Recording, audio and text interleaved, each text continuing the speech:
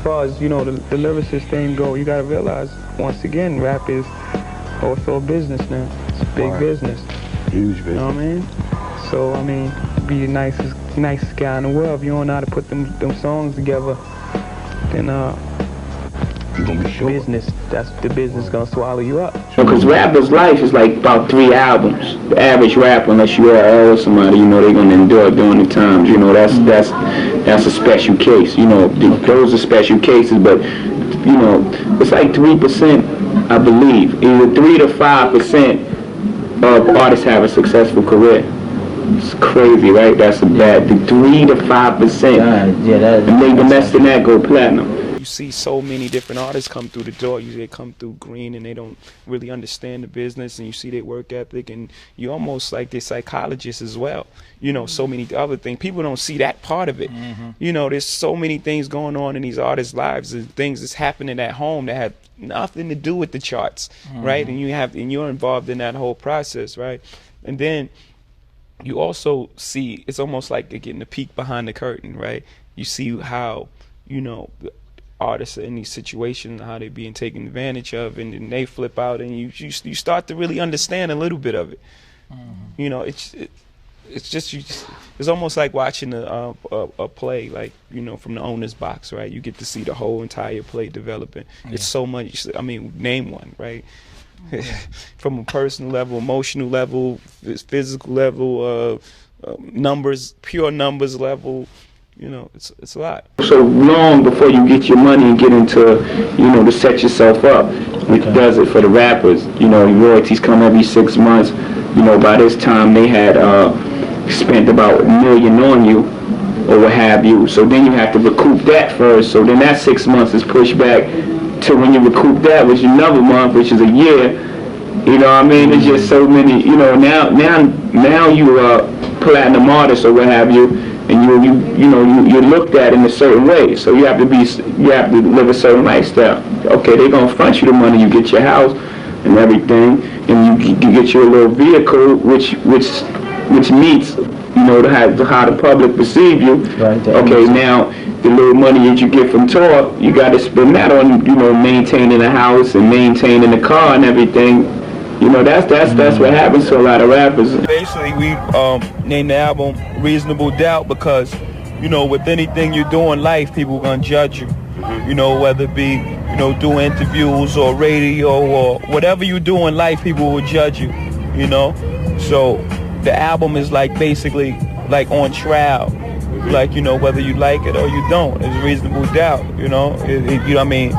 This being my first album, people heard me on guest appearances and things like that, but they wasn't so familiar with me, putting out a full-length project and things like that, so it's Reasonable Doubt. In rock and roll or any genre of music, usually people, I'm going to do it a little quicker, usually people play and then they get discovered in some band or some club somewhere. In hip-hop, what happens is you make a record and then you put it on the radio, and then that, the record usually blows up if you're successful, right? And then they call you and you book a show and you're standing in front of 1 million people and you've never done a show. First we put out Dead President.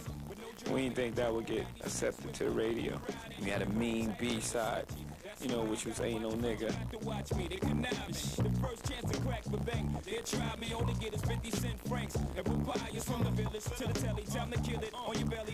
We just held on to that record, and we learned a lot about the business from that record right there, because it opened up everything for us.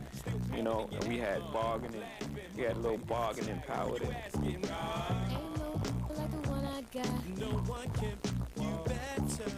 Our black knowledge for the business was made up because we had a hit record. Like the hit record just it helps you out. It makes you smarter than you really are. So then after that, the Ain't No, we put out Reasonable Doubt.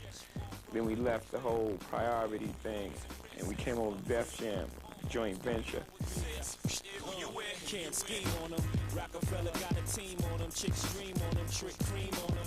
And now we all set up right now. Now we set up to operate like business. What I did with Volume 1 was I tried to make records I had just made Reasonable Doubt, and it wasn't successful in the music industry terms. It was a cult classic on the street, but it wasn't successful in the music business, and I tried to blend the two. But if you look back on Reasonable on in my lifetime, there was songs on there that was, that was brilliant. I mean, by the way, I don't listen to that album because I think I messed it up, because if you got Where I'm From and Streets Is Watching and You Must Love Me and Lucky Me, it's so many incredible records on there that I think I missed having two classics in a row by, trying to get on the radio.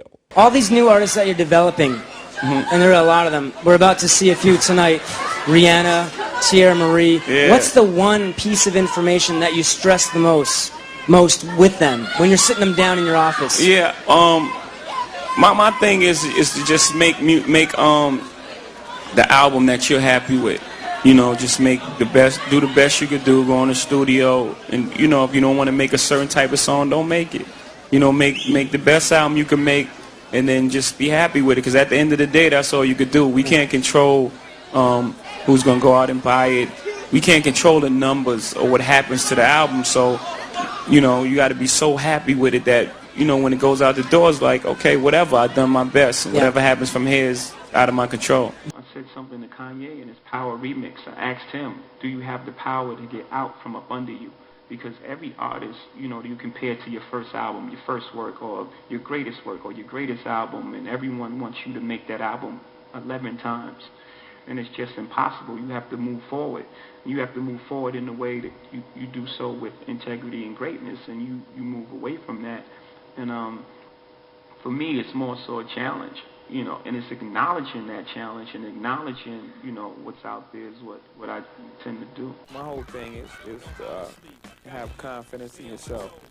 I mean, if you're going to take a chance on anything, you got to take a chance on yourself. Have that confidence, to take a chance and, not be afraid to fail. That's the only way you're going to get anything accomplished.